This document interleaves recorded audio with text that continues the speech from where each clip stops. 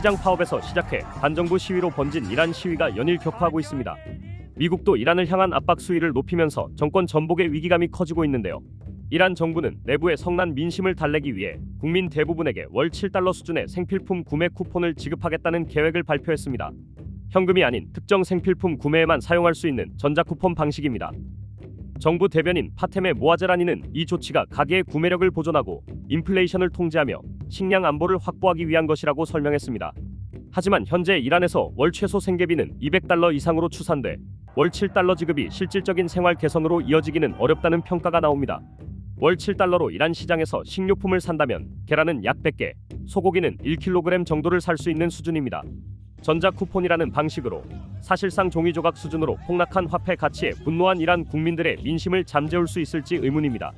전문가들은 월 7달러 지급이 최빈층 일부에는 제한적인 완충 효과를 줄 수는 있지만 중산층과 청년층이 느끼는 체제 불신과 미래에 대한 절망감을 해소하기에는 역부족이라고 평가했습니다. 지난 1년 동안 이란 화폐 가치는 달러 대비 절반 이상 폭락했고 공식 통계상 지난해 12월 물가 상승률은 42%를 넘어섰죠. 시위는 현재 31개 주 가운데 22개 주로 확산됐으며 구호 역시 단순한 생계 요구를 넘어 자유, 이슬람 공화국 퇴진 등 체제 비판으로 번지고 있습니다. 이런 가운데 미국도 이란 정권을 향한 압박을 한층 노골화하고 있습니다. 트럼프 미국 대통령의 측근이자 공화당 내 대표적인 외교 강경파인 린지 그레이엄 상원의원은 6일 트럼프 대통령이 이란을 다시 위대하게라는 문구가 적힌 모자를 들고 있는 모습을 소셜미디어에 올렸습니다. 이 문구는 트럼프의 대표 슬로건 미국을 다시 위대하게를 변형한 것으로 모자에는 1979년 이슬람 혁명 이전 이란 국기가 함께 표시돼 있습니다. 1979년 이전 이란은 팔라비 왕조 체제 아래에서 미국과 긴밀한 동맹 관계를 유지하던 친미 국가였죠.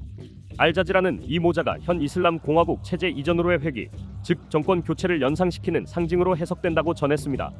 그레이엄 의원은 폭스뉴스 인터뷰에서도 모자를 쓰고 나와 2026년이 이란을 다시 위대하게 만드는 해가 되기를 바란다고 말하며 정권 교체에 대한 기대를 공개적으로 드러냈습니다.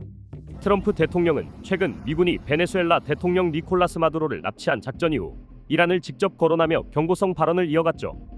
이란 보안군이 시위대를 살해할 경우 미국이 군사적으로 개입할 수 있다고 밝혔고 이란이 핵 프로그램이나 미사일 전력을 다시 구축할 경우 다시 타격할 것이라고 경고했습니다.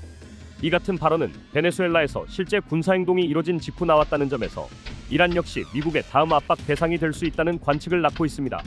경제 위기로 촉발된 내부 시위에 정권 교체를 연상시키는 미국의 정치적 메시지까지 더해지면서 이란의 체제 자체가 시험대에 올랐습니다.